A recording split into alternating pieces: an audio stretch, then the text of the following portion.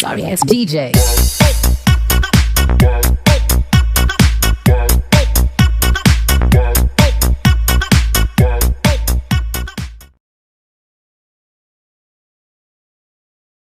Bismillahirrahmanirrahim. Assalamualaikum warahmatullahi wabarakatuh.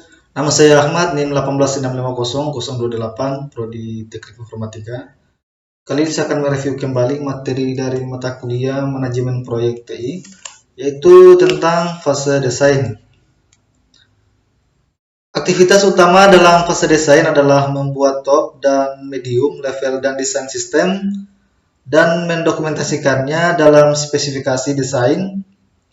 Aktivitas kedua dimulai dengan melakukan rencana tes penerimaan, di mana ATP adalah sebuah dokumen tes yang akan digunakan untuk mendemonstrasikan seluruh fungsi sistem kepada user pada fase penerimaan. Terdapat dua langkah dalam mendesain sistem software. Pertama, bagilah sistem menjadi beberapa komponen secara fungsional. Lalu kedua, hubungkanlah komponen-komponen tersebut. Lanjut desain yang terstruktur, di mana tujuan utama dari desain yang terstruktur adalah memecah sistem menjadi bagian yang lebih kecil, teratur, dan mudah untuk dibangun. Masing-masing komponen utama atau kotak dalam TLD dipecah menjadi subbagian dimulai dari level teratas, kemudian ke level berikutnya, dan seterusnya. Di dalam kasus ini dimulai dengan menu dan mendesainnya sebelum turun ke inquiry, update, dan report generation yang akan diikuti dengan tingkat selanjutnya jika ada.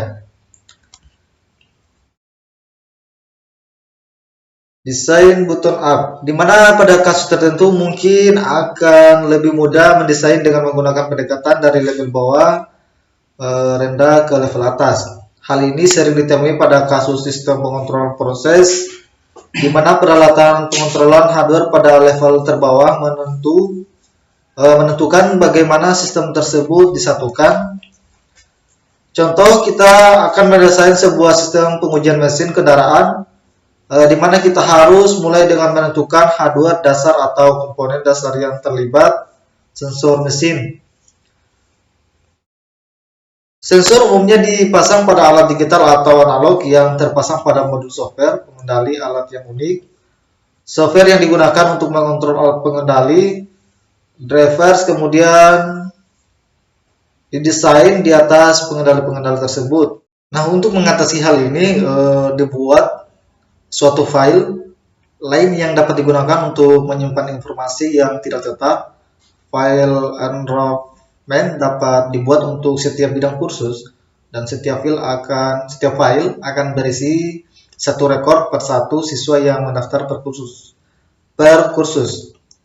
Lalu selanjutnya file history, apa yang kita lakukan tentang data pada siswa-siswa yang telah mengambil sebuah kursus. Pemecah masalah ini dengan mendefinisikan sebuah file student history dengan setelah seorang siswa mengambil sebuah kursus, rekornya dipindahkan dari file student ke file history. Lalu selanjutnya pengujian desain file. Pada desain ini, setiap permintaan kebutuhan yang melibatkan pengaksesan data harus diproses dengan desain file. Hal ini menandai perkembangan selanjutnya. Contoh, tampilkan semua peristiwa pada tempat pelatihan, XYZ, lokasi, dan biayanya. Mari kita menghitung logika pengaksesannya. Register, mengubah nama bidang kursus menjadi CRS nomor. Rekor-rekor pada file schedule diakses oleh CRS nomor untuk mendapatkan biaya. Dalam permintaan yang umum seperti ini, mungkin nama bidang kursus dapat dijadikan key pada file schedule. Mungkin harga dapat ditambahkan ke file schedule untuk mengurangi pengaksesan file bar setiap waktu untuk menghemat ruang penyimpanan kode biaya yang digunakan. Oke, lanjut pada proses desain, di mana pilihlah orang-orang terbaik untuk tim desain. Tim desain yang baik tidak perlu orang yang menguasai bahasa pemrograman. Mereka haruslah orang yang dapat mengkonsep semuanya. Hindari orang-orang yang selalu menginginkan kesempurnaan dalam tim desain. Pertemuan desain merancang sebuah mirip dengan urun remu. Beberapa orang berkumpul dalam suatu ruang yang tenang dan tidak terganggu. Setiap orang diharapkan untuk mengeluarkan sebuah ide mereka agar semua elemen yang berfungsi dapat digunakan dan juga memikirkan bagaimana cara menguasainya. Tulis semua ide yang ada dan kemudian akhirnya ide-ide yang ada disusun ke dalam modul-modul yang unik. Lalu dokumentasi teknik. Pertimbangkan hal-hal berikut ketika menulis dokumentasi teknik.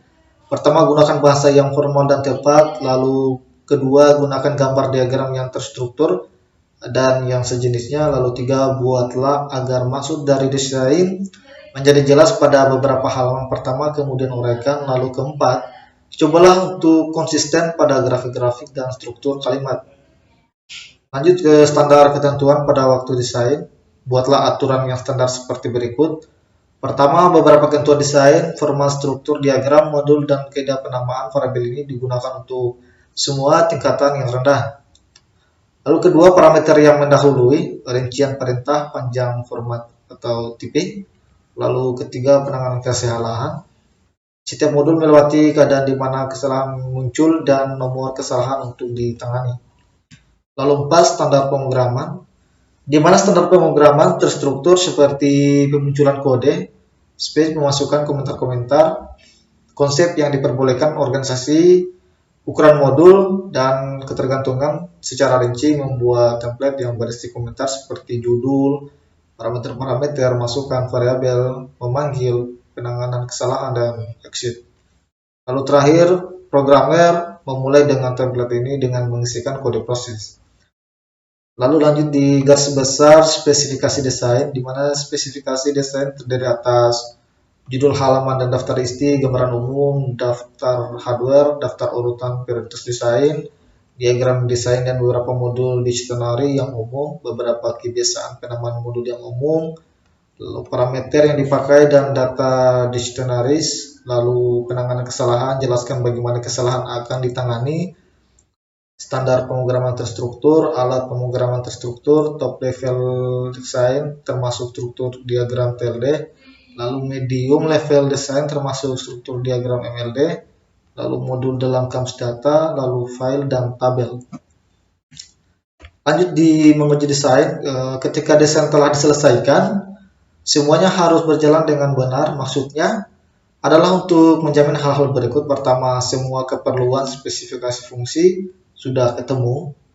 Lalu kedua, desain mudah diprogram dan dipelihara. Dan tiga, dapat diimplementasikan sesuai dengan waktu dan anggaran. Oke, lanjut ke merubah permintaan sesuai dengan desain. Beberapa desain yang rinci akan selalu membawa pada perubahan permintaan.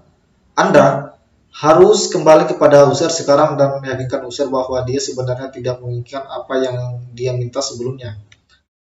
Lalu perencanaan penerimaan. Meskipun penerimaan adalah tahapan pada bab tersendiri nantinya, perencanaan penerimaan dapat dimulai setelah desain level menengah dikerjakan. Oke, desain siap pakai. Ketika hendak mengambil keputusan di antara beberapa pendekatan teknis terhadap suatu masalah, lebih mudah mengambil keputusan dengan meminta pendapat orang lain.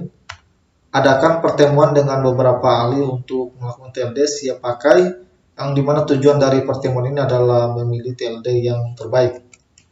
Oke, terima kasih. Mungkin itu saja yang saya dapat jelaskan tentang materi dari fase desain ini. Saya akhiri dengan ucapan wallahu muwaffiq ila aqwamit thoriq. Wassalamualaikum warahmatullahi wabarakatuh.